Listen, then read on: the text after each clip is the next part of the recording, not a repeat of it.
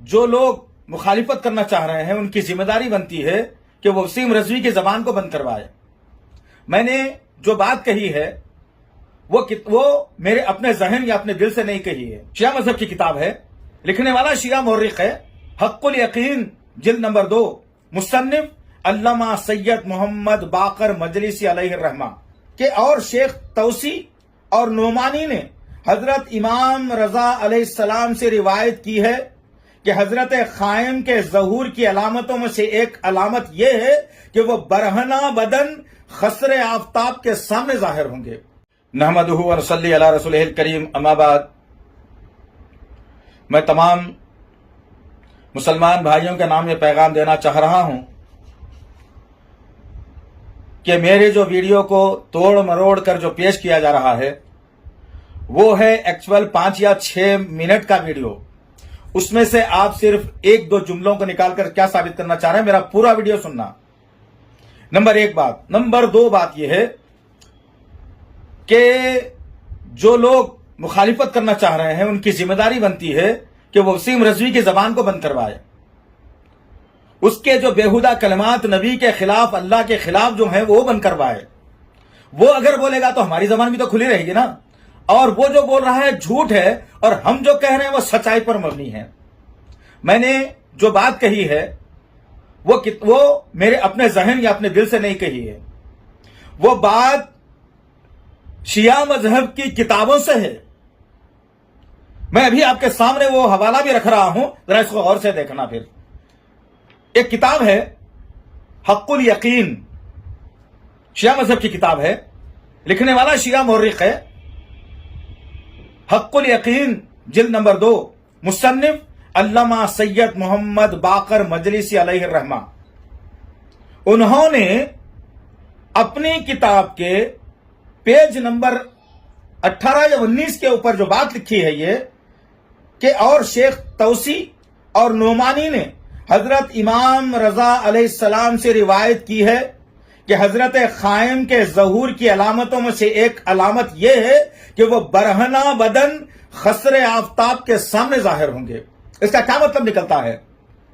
کوئی آدمی کو برہنہ کہا جائے تو کچھ سمجھ میں نہیں آئے گا۔ برہنہ کے معنی ہے ننگے، برہنہ کے معنی ہے ننگے، اور خسر آفتاب کے معنی ہے پہاڑ کے اندر سے۔ 2 باتوں کو میں نے خلاصے کے طور پر رکھا۔ اگر میری یہ بات اگر غلط ہے تو پھر شیعہ مذہب کی کتاب بھی غلط ہے۔ میری بات کا اگر کسی کو تکلیف اگر ہے تو سب سے پہلے اپنی کتابوں کو نکال کے باہر کرنے کی ضرورت ہے۔ اس کو ذہن میں رکھ کے بات کیجئے۔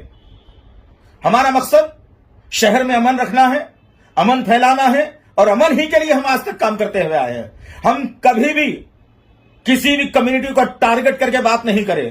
چنانچہ وسیم رضوی کسی ایک کمیونٹی کا آدمی ہے، وہ کمیونٹی کا آدمی رہنے کی بنیاد پر کس کو بولا جائے گا؟ وسیم رضوی ہزاروں ہیں، وسیم رضوی کس کمیونٹی سے تعلق رکھتا ہے اس کے لیے ہم کو اپنی زبان پہ الفاظ لانا پڑا، ورنہ برسوں سے شہر میں ہیں ہم، آپ بھی ہیں شہر میں۔ ہم نے کبھی، آپ پورے 40 دن تک مجالس کرتے ہیں، کبھی ہم نے آپ کو مداخلت نہیں کی، کبھی ہم نے آپ کو روکا نہیں۔ بات سمجھنے کی ہے، ضرورت ہے۔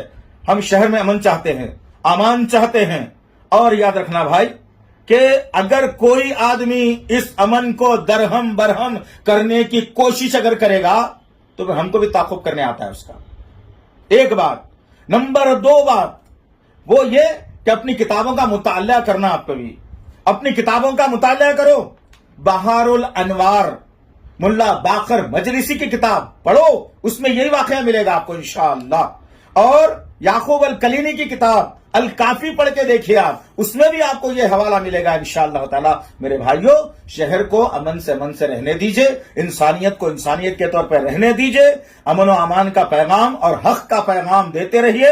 ذمہ داری تو میری اور آپ کی یہ تھی شہر کے اندر کہ نبی کے خلاف ایک آدمی نے گندے الفاظ اختیار کیے، اور وہ اللہ کو نہیں ماننا بتاتا ہے جو اللہ قرآن میں لکھا ہوا ہے، نعوذ باللہ۔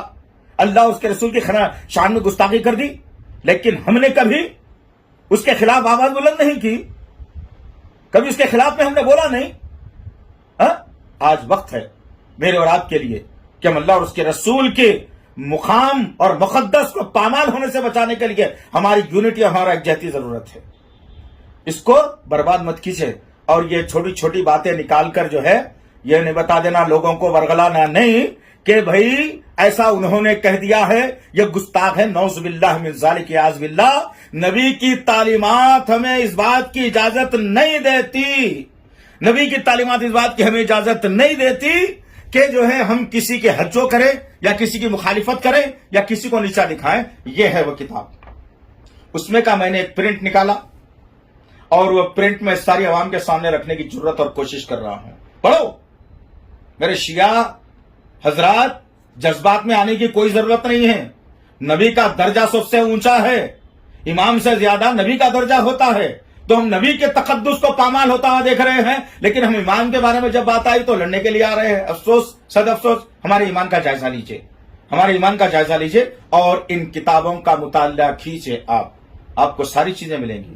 بحر الانوار کا مطالعہ کیجئے، یعقوب الکلینی کی الکافی کا مطالعہ کیجئے، ملا باقر مجلسی کی حق الیقین جلد نمبر 2 صفحے نمبر 18 یا 19 آپ پڑھ کے دیکھیے. انشاءاللہ تعالی آپ کو باتیں ضرور ملیں گی. انتشار پھیلانے کی کوئی ضرورت نہیں ہے انشاءاللہ العزیز. اللہ وحدہ لا شریک لہ نے کلام اللہ قرآن مجید میں کہہ دیا کہ وَقُلْ جَاءَ الْحَقُّ وَزَاقَ الْبَاطِلُ إِنَّ الْبَاطِلَ كَانَ زَهُوقًا. بس انہی باتوں پر میں اتفاق کر رہا ہوں. اللہ سے دعا ہے کہ اللہ تعالیٰ ہمارے شہر کو بری نظر سے بچائے، امن و امان کا پیغام دینے والا ہمیں بنائے، اللہ شر کو ختم کرنے والا بنائے، اللہ ایک دوسرے سے محبت کرنے والا بنائے. اس شہر جو ہے اس شہر کو کسی شرپسند کی نظر نہ لگے. ہم سب مل کے دعا کرتے ہیں. واخر دعوانا الحمدللہ رب العالمین. والسلام علیکم ورحمۃ اللہ وبرکاتہ.